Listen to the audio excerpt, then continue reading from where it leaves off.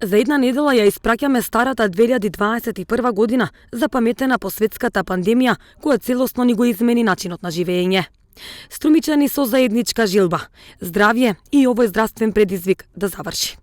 Кажете ми, пошто ќе ја паметите старата 2021, а што очекувате од новата 2022 година? Паш што? По кризата ќе ја памниме.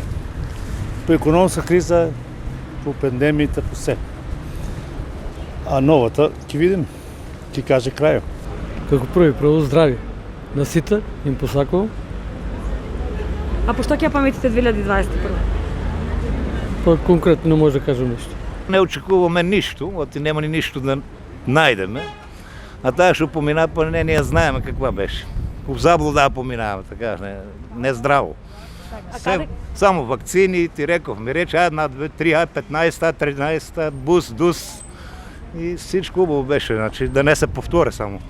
По што да ја паметам? Што да ја паметам? По короната? Што друго? Короната ни, кај ти кажеш, ни спрече многу работи. Друго не очекувате во новото? Во новото се надаме да по-добро време, па сега не знам како ќе испадне. Не по ништо не ме пити, слаби пензии, не вработени, што ти кажа.